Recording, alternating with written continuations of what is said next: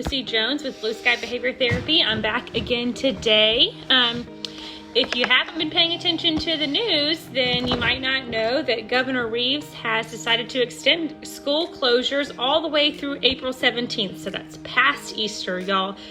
We're looking at 3 to 4 full weeks of school from home. Now, what that looks like for everybody based on the age of your child, the ability level of your child, as well as what that looks like for your school, that's all going to look different. But what we can tell you is that by and large, these weeks at home, these weeks in isolation you're going to see an increase in challenging behavior, probably from everybody in your house.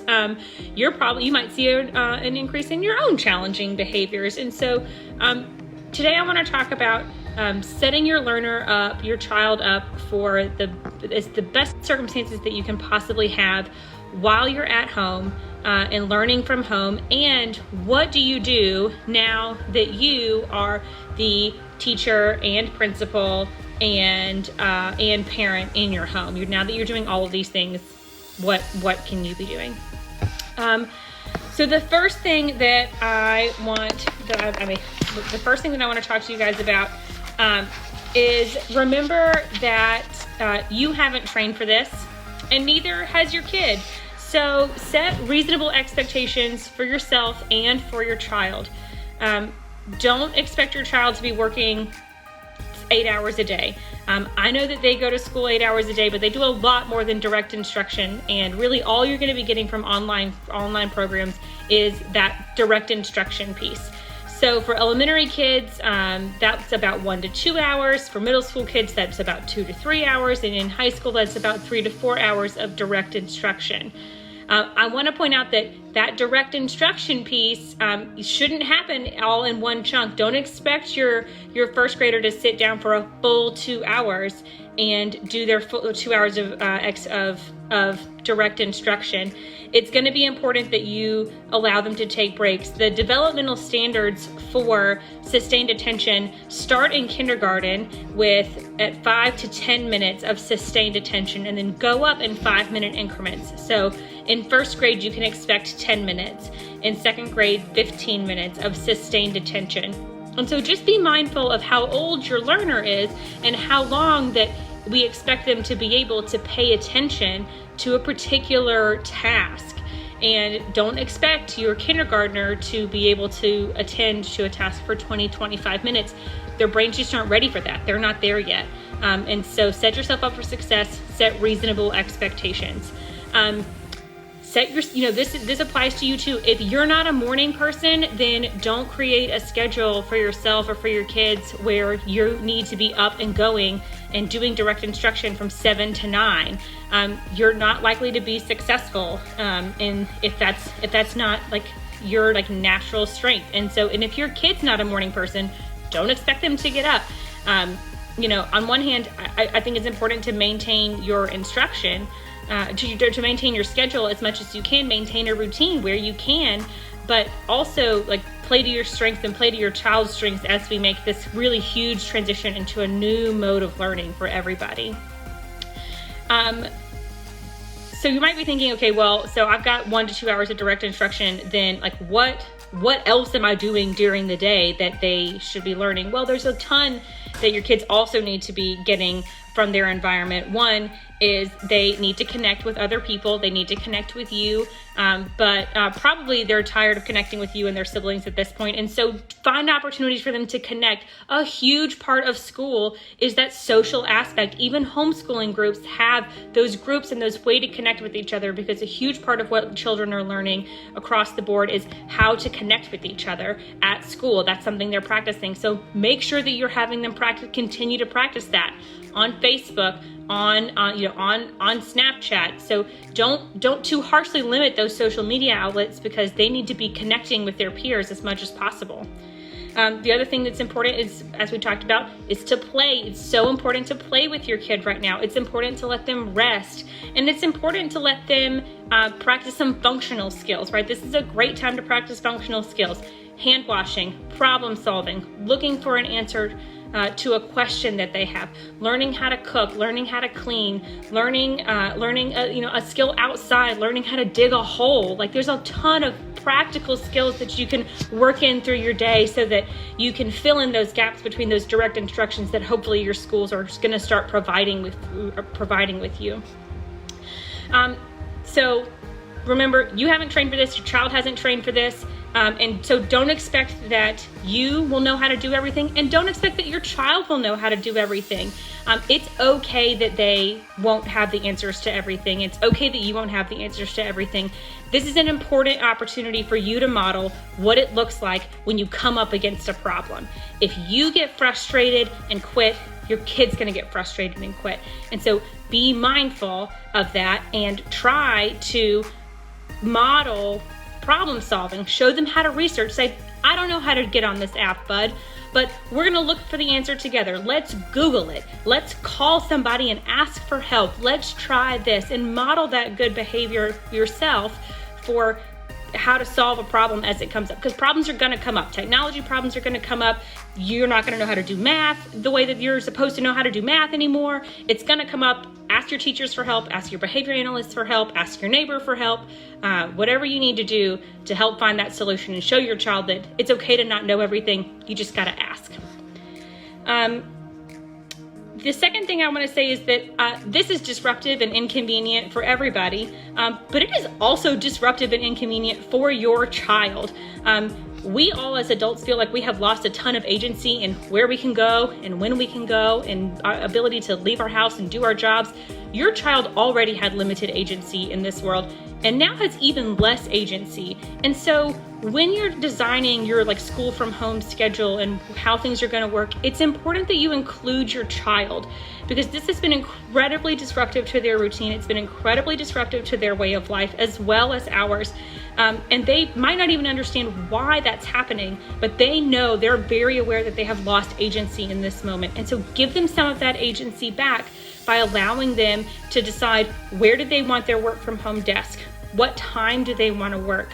What do they want to work for? Because we're going to talk about, if you don't control some reinforcement, if you don't control the rewards, then you're not going to have any instructional control. So control that as much as possible, and then provide it based on the rules that you're going to agree upon. But involve your child in that process. If you come in and say, this is how it's going to go and this is how we're going to do it, you're definitely not going to have instructional control. You got to get some buy-in from your kid, or this isn't going to work out very well. For older kiddos, I would say just have a straight up conversation with them and probably outline a contract of kinds. So in ABA, we call it a behavior contract, and it would include behaviors about completing school tasks. It would include behaviors about when you're completing a school task, what does it look like? What does it sound like?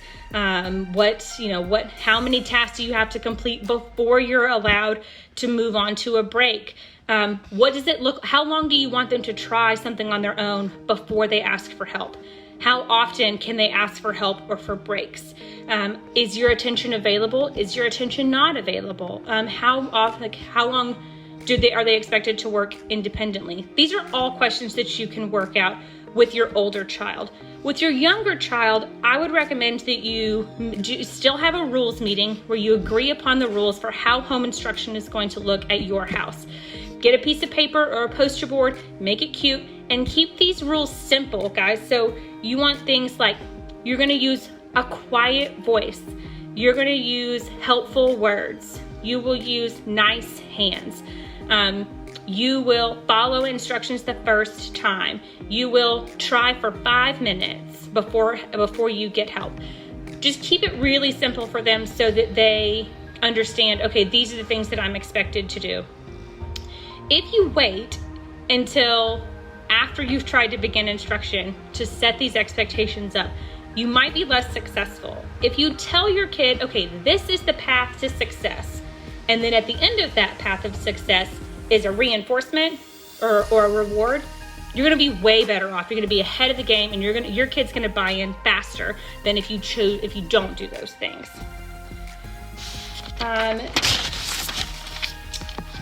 So I want to talk a little bit about the challenging behavior. So everything that I have read has indicated that parents are either already experiencing an increase in challenging behavior from your little one or from your teenager. And I just want to talk about that as we transition into direct instruction at home and not just an extended break that we're trying to manage. This is likely going to increase. Whether your child is neurodiverse, autism spectrum disorder, ADHD, Down syndrome, if your child falls into that category, or if your child is neurotypical, or you were talking about your sister or your husband or yourself, challenging behaviors are gonna increase across the board. And so there's a lot of things that we can do to be prepared for that and to respond effectively when challenging behaviors occur, particularly with your child who is now your student also. So the first thing that I want to say is that you can prevent as much challenging behavior as possible if you do the things that we've already talked about. Have rules that the house has all agreed upon. Outline what kind of behavior gets what kind of reinforcement. I want to take this time to remind everybody about some ABA terms of reinforcement and punishment. A reinforcer is only a reinforcer if it increases the likelihood of the behavior in the future. And a punishment is only a punishment if it decreases the likelihood of the behavior in the future. So if you think that you are delivering a punishment consequence, but the behavior is not decreasing, that consequence is not punishing that behavior. The word punishment has to do with the effects that it has on the level or the frequency of that behavior. Same thing with reinforcement. If you think that you're reinforcing or rewarding that behavior, but that behavior isn't increasing, you're not reinforcing it. You need to stop and reevaluate. And that's why it's important to know your child, know what motivates your child. Are they motivated by your attention? Are they motivated by peers' attention? Are they motivated by access to the iPad or a particular set of toys? To outside time?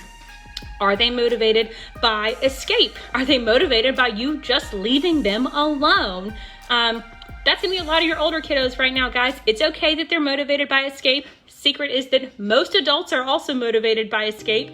A lot of our behavior as parents is motivated by escape to avoid our child's own problem behavior. And you gotta be aware of that as well. But if you know your child and you know their preferences, then you can say, okay, I know what's motivating for you. If you engage in these correct behaviors, these appropriate behaviors, then you will get this thing that is highly motivating for you. And so if you're asking, well, I don't know how to motivate my child. I don't know what motivates my child really. This is great.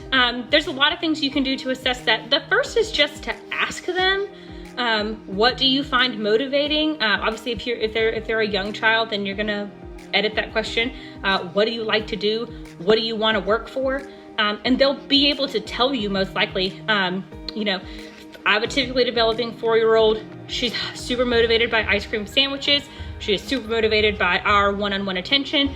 She is occasionally motivated by outside time if that outside time is also paired with attention.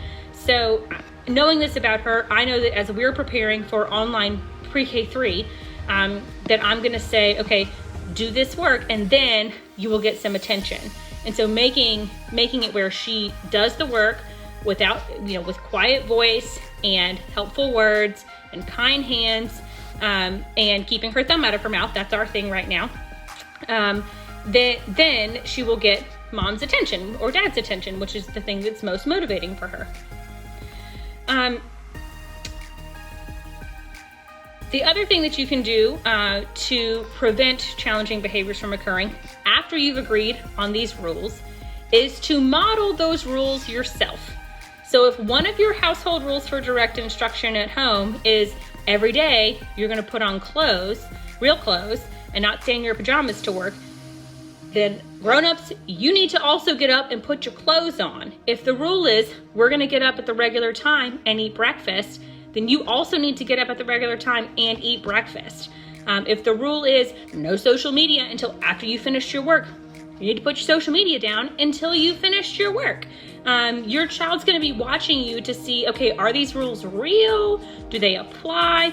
And I promise you don't want to get into a conversation about what is fair with your child at this time. So the best thing to do is create household rules for direct instruction and working from home that you can also agree to and follow.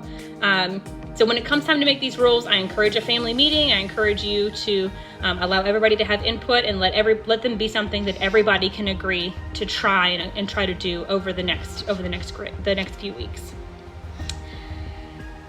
So it would be great if we could prevent all challenging behavior from occurring. It's not going to happen. Sometimes we're going to have to respond to challenging behavior. And so by challenging behavior, I mean, I'm talking about some common ones would be whining or refusal. I don't want to do that. It's boring. I don't like it. I don't know how to do it. Crying. Sometimes you're going to see some full-blown tantrums. Sometimes you might see some yelling. You might see some aggression even, especially if you have a child who already has a history of tantrums or aggression, then they're more likely to see those things occurring under this setting.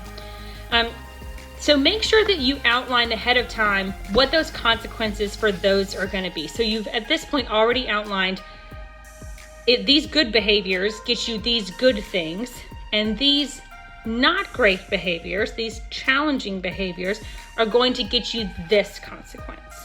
And you want them to know that ahead of time. You want them to know what's coming, so that they don't feel like you're being reactive, and so that you are not, in fact, reactive to their challenging behavior. I'm someone who responds to children's challenging behavior all the time as a profession, and I can tell you that in my own home with my own child, it is very difficult to not react impulsively. And so outlining what the consequence for negative behavior is just as important as outlining what the consequences for good behavior is going to be. Make sure that once you've outlined those things that you don't over-punish, that you don't overreact. Stick to the agreed upon consequence. If the consequence for not engaging in, not following the rules for direct instruction and not doing the tasks is a 3-minute timeout, don't try and say, but that was a really big fit and I'm really mad at you, so now it's a 10-minute timeout. Don't up the ante on them.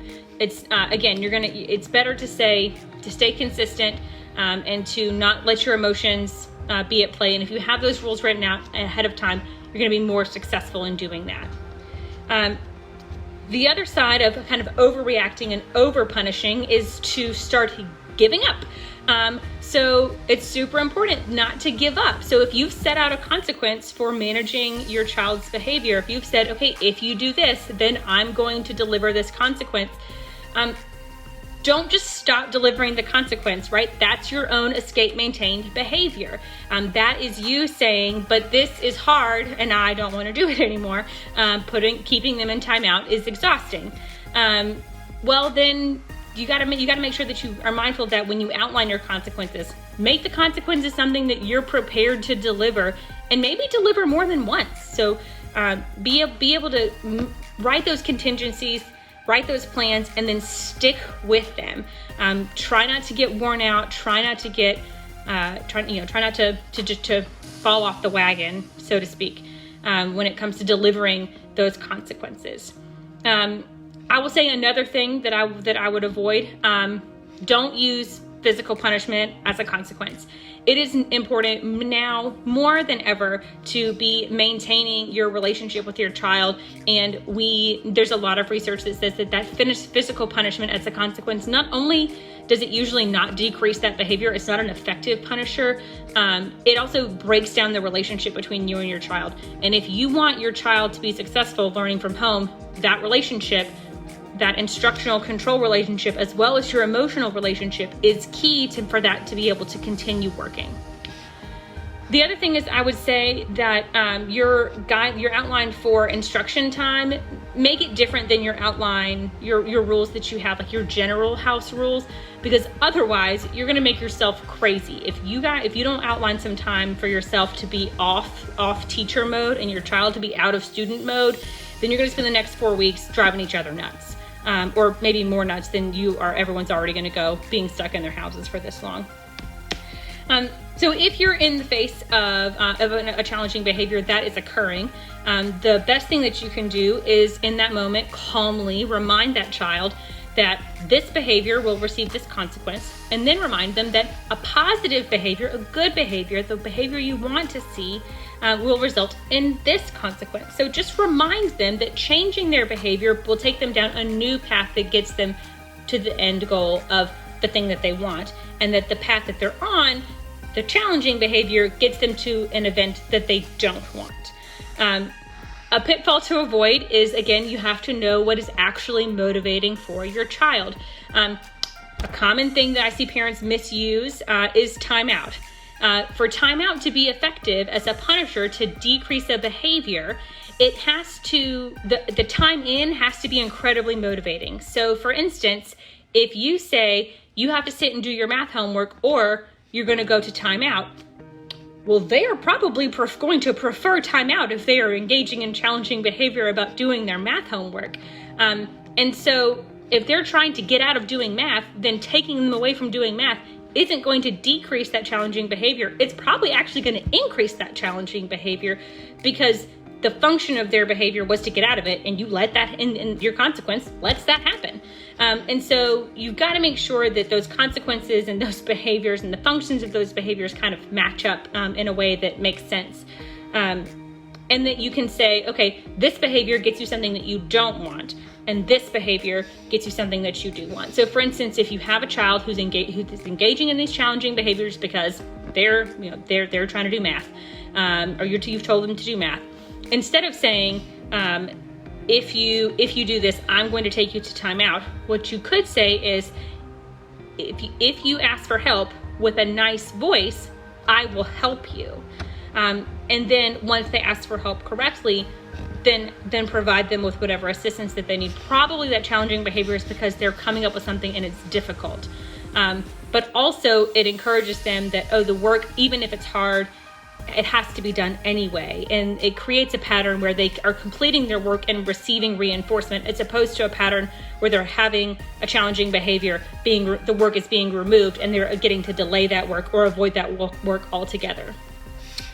The last thing I want to say is that as you are setting up a specific zone in your house for direct instruction, and I do highly recommend that you set up a particular area, agree with your child on a particular area that you're going to do home instruction in. It doesn't have to be a Pinterest-ready classroom. Work with what you've got.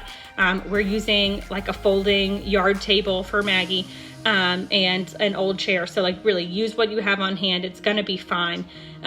But when you're creating that environment, go ahead and make some other environmental arrangements so that you can control the things that are most reinforcing for your child.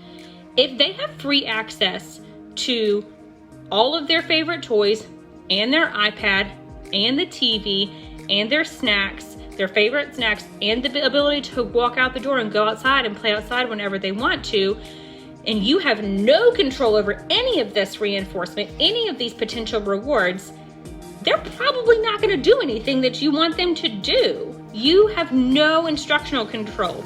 Inherently, as a parent, you might have some instructional control because you already have some kind of instructional relationship, but this is a brand new relationship, guys. This is way beyond your parenting relationships. You are now principal, parent, and teacher for music, gym, math, science, and those teachers have worked really hard to develop instructional control in their classrooms.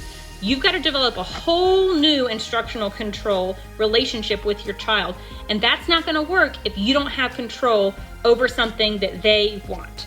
So it's not bribery as long as you, on the front end, say, you get this as soon as you get this. So the question we get a lot is, what's the difference between reinforcement and bribery? Reinforcement is planned and happens on the front end. Bribery happens on the back end. You want to stick with reinforcement. Although I'm not, in these trying times, I'm not saying that bribing your child isn't out of the question. Just make sure that it's a consequence that you can in fact deliver when the time comes. I think that's it. That's all my notes. I just want to, go back to what I said at the beginning and remind you that it's okay that you might not be good at this at first. It's okay that your kid's not going to be good at this at first. Work up to it. Set reasonable expectations for yourself and for your child. Set the bar low and then move the bar up as you get better at it. You want to contact reinforcement as soon as possible in this process. You want your child to contact reinforcement as soon as possible in this process. And if you set the expectations too high, that's not going to happen. And then neither of you are likely to increase the behavior of learning from home. And since we're going to be doing this for the foreseeable future right now, for at least a couple of weeks, then we all need to be reinforcing those learn from home behaviors.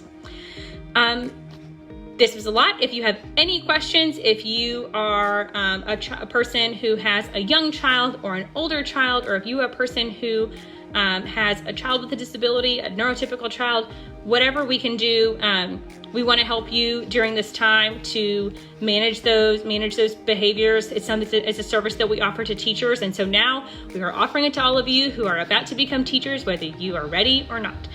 So ask questions. We're always available to help, and we will be back tomorrow for Dr. Duncan's seminar on successful potty training. So see you later.